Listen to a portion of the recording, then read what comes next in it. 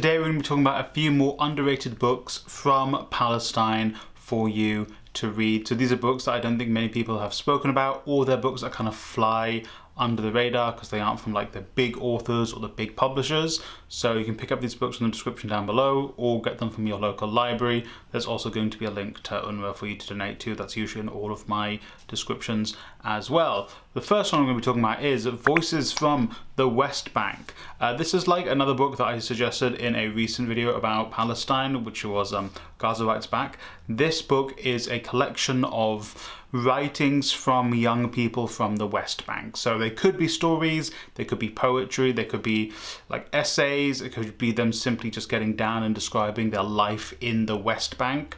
I know we talk a lot about Gaza, but I think even though people have become aware of the plight of the Palestinians, specifically over the last 2.5 years, I don't think people understand what life is like in the West Bank.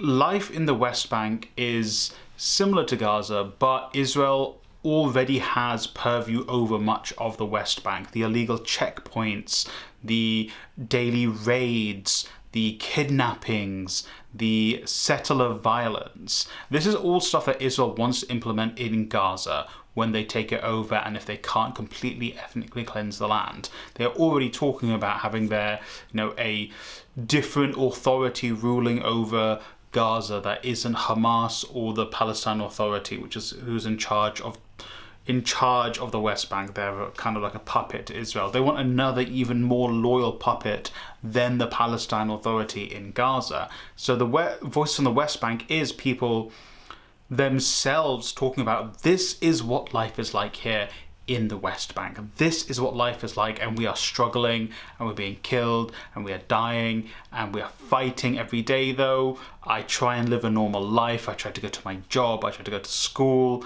but these are the barriers in my way. That's the kind of stuff you're exposed to in this book. I think it humanizes the Palestinians a lot, which is something I think oftentimes when you're just watching the news and stuff, you kind of think the number of people killed, but this also helps humanize these people. We are staying in the West Bank with Raja Shahade's Palestinian Walks. I think I've made a whole video on this, or part of a whole video on this book. Well, this book is written by Raja Shahade, who is a Palestinian human rights activist and lawyer. His father was a politician in Palestine and also a human rights lawyer. His family lineage goes back quite far in the West Bank and quite highly ranking in like the political sphere in Palestine. But Raja Shahade is basically writing this book describing the massive change in what it is like to live in the West Bank. How as a child he went on these walks with his family, his uncles, his cousins, and now trying to replicate these same walks is near impossible. There are times when he describes running into aggressive settlers who are stopping him from going somewhere and are harassing him and his wife. There are times where he's trying to go on a walk with his wife, but Palestine Authority people who are oftentimes, doing stuff at the behest of Israel because they want to cling on to power, they're fighters or, like gangs that are affiliated with the authority are shooting at them and, making fun of them, being like, you can't be here. This is, land for us and land that the settlers want to take. There's one specific example he describes, which is like him, like he's going on a walk and he's in this area where he used to come a lot as a child, and there's a settler there, and that settler's like, you can't be here. This is only for us. Only we can be here. And then they have a conversation and the settler's getting more and more aggressive with him throughout the conversation. And it's like, I think I've made this exact same point before, but can you imagine going to a park where you grew up and people saying, you're not allowed here. You aren't allowed here because of who you are. Even though this is your home, this is where you grew up. This person from somewhere else has come and said, you cannot be here. It is, again, like describing the plight every day that Palestinians face. You know what? Let's stay in the West Bank. This video will be about books about living in the West Bank. Witness in Palestine. Again, I've made a whole video on this, but I want to again just Anna Baltzer is like a journalist, but was a volunteer for like peace, who went to the West Bank, I think before the Second Intifada, after the Second Intifada, and again once more afterwards. And this book is her documenting the lives, documenting herself being in the West Bank, doing like peace work, doing, basically she goes in with this very enthusiastic, ambitious, positive mindset, being like, if only the people can come together and have peace, they just need to talk to each other and stuff can get done. And then slowly you see her go through the book, speaking to Palestinians, talking to people who have been kidnapped, who've been beaten, who've been tortured by Israelis for absolutely no reason. You see her being part of a peaceful protest which is attacked by settlers and by Israeli soldiers. You see her talking to people who are trying to take their dying child to the hospital, but they can't get through there because Israel has set up an illegal checkpoint, and the 18-year-olds with the machine guns who are at the checkpoint won't let them through for no apparent reason. And the woman gets to the hospital, and the hospital is like, if you'd arrived a few hours earlier, we'd have saved your child. But they were held at a checkpoint for about 4 hours, where these 18-year-olds with machine guns were like, oh, la-di-da.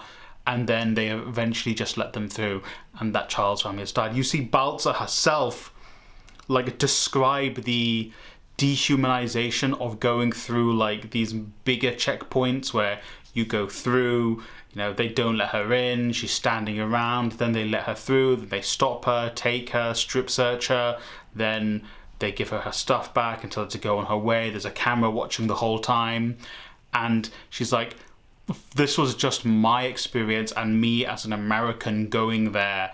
Can you imagine what it's like for Palestinians, the treatment they get compared to the humiliation she faced? And it's like more and more you see her just like the hope fade and her be like, I get why Palestinians are, want to fight back, want to hold on to their land so hard because of just the oppression they face every single day. This is like, it's a hard book to get your hands on because it's about 20 years old. I don't think it's in print anymore. I found mine secondhand at Bookmarks in London. So I think you can find it places, but it's expensive. It's like £40–50. I don't know where else you'll be able to find it. Maybe there's a secondhand place that will have it for a relatively good price. But I read this last year, the end of last year, and even now I think about it and it haunts me. This was 20 years ago she was describing this. Can you imagine how Israel has continued to be emboldened by its Western allies and having even more technology to punish the Palestinians than they did 20 years ago? It is horrific. Just truly horrific. So those were some books about being in the West Bank. Like I said, you can pick these up from the description down below if there are links to them. If not, go to your local library, particularly with Witness in Palestine. Maybe a library is the best place if you can get them to order it in, or somewhere that's a secondhand independent place might actually have it.